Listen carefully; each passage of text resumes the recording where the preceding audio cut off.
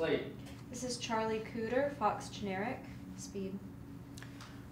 So given the challenges and opportunities presented by filming in 3D, could you please discuss how the cameras and technology created by Jim Cameron and Vince Pace facilitated your vision for Life of Pi?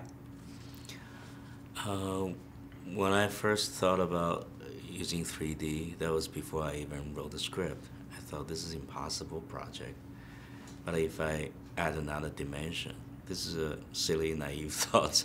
Maybe it is possible. And I thought of a 3D. Maybe the new media can open up the allowance people will give it to you, the audience will give it to the movie.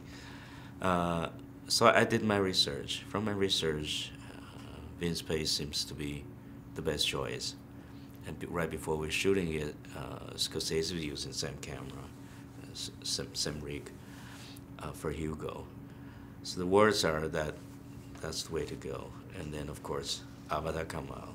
It's pretty evident at that time. Best choice with Vince Pace. I did my classes there, did my research, hands-on, and everything. But shooting 3D for anybody is still new. We still have so much to learn. We're all novice, including Vince Pace. So the user and the manufacturer has to work together. What problems we have, how can you improve it? They need our experience. They need our feedback to make all kinds of updating and improvements. There are times that things happen, we just don't know what to do with. Make phone calls. Shooting is difficult, but it's really doable. It's like when you first have your Technicolor, the Mitchell camera. It's huge. It's like operating a refrigerator. And change lens takes a long time. Even nowadays, as I'm finishing this mill, they already go much further down, a lot easier. But big movies get to do it now. I hope in the future it gets a lot cheaper, a lot easier, and more filmmakers, especially young filmmakers, get their hands on. I think the 3D will really be a legitimate and very good form of art. Prior to filming, Suraj's mother performed a ceremony. Can you tell us a little bit about that, and what did that mean to you? I think what it meant to me and to them is probably very different.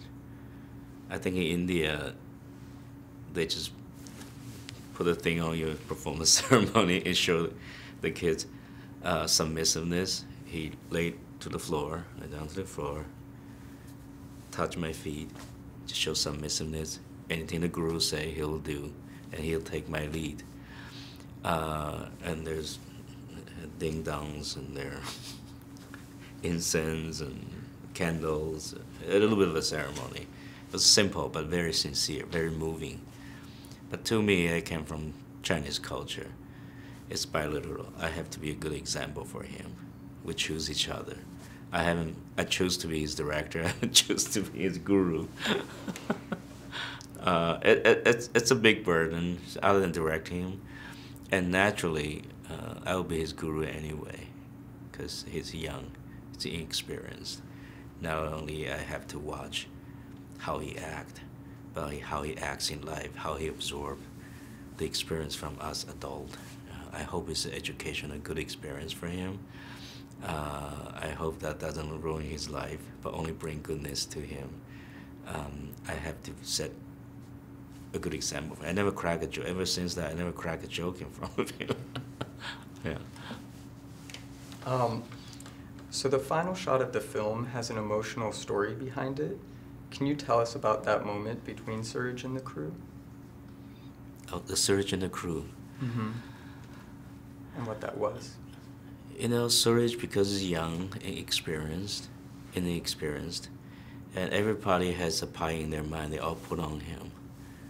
He was overburdened with all this requests and everything. He always give his best. On the surface, for months, he's the only subject we shoot, every shot, and we shot in orders because he has to lose weight and he has to go through the same journey I go through, both physically and spiritually. Eventually, everybody tell him what to do, but he becomes a spiritual leader to all of us because how he behaves, how he looks, lead us into making this movie. And his innocence and his effort was pure. It really reminds all of us experienced filmmakers why we want to make movies in the first place, why we gather here to make these particular movies. So we do take that journey together, but he's the center of attention. So at the last shot, we were shooting, he found that fruit thing at night, so everything's glowing green lights. We put him up on a tree, like 2 stories high. When I finally wrapped it, I didn't give him a letter. I won't let him down. So everybody gathered and we praised him how much we love him. It was a very touching moment for him and for everybody. He broke down and a lot of people cried. We love him dearly.